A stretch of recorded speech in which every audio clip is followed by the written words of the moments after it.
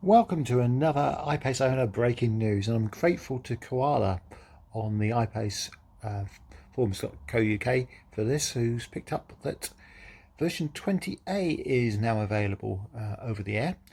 He's got this information from a site called Oval News, and 20A is a software over the air update, so you'll be able to just download it in the car. Obviously, you could go to the dealer and get it done, but you don't need to.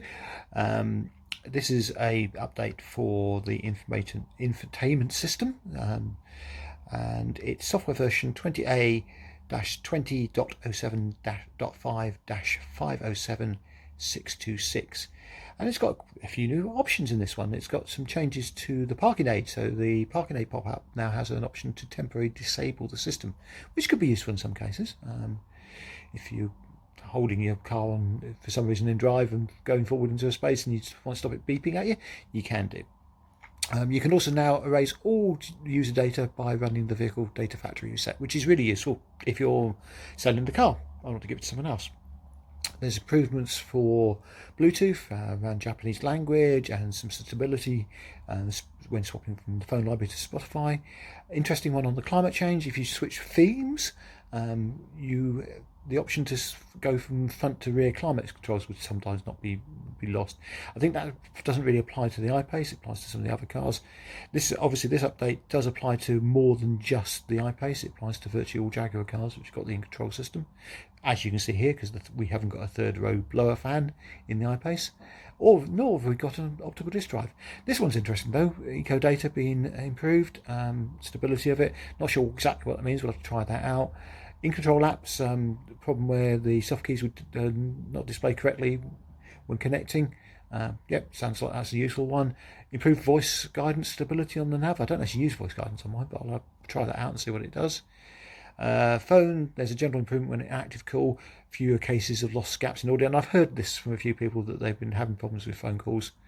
If you're in North America, your satellite digital audio radio service will be improved.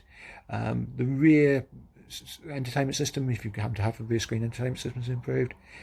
A fix on the DAB options on the screen. If you cancel the DAB voice command, you used to lose the options. That's now back.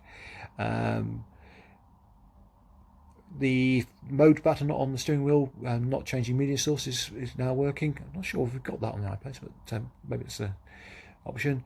Generally improved system stability, and when they say that usually adds a few extra fixes into the mix. Not going to train. Translations are much better improvements apparently.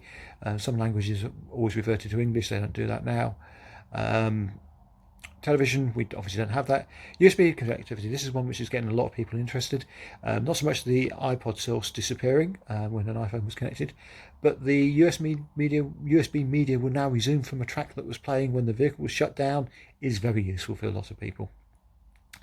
And then the key one for us on the iPace, BEV data, improved range data accuracy. Now this is not about improved range, it's about the data shown on the navigation screen being improved. We noticed this had got really bad after the last updates, particularly when you had H.264 and 19C combined. The destination percentages being shown wasn't very accurate at all. I think this is just going to be on navigation and maybe elsewhere. We'll try that out and see. And lovely, there are no known issues in this software release. Anyway, I hope that helps. Again, grateful to the iPace forums for this. And yeah, see you next time.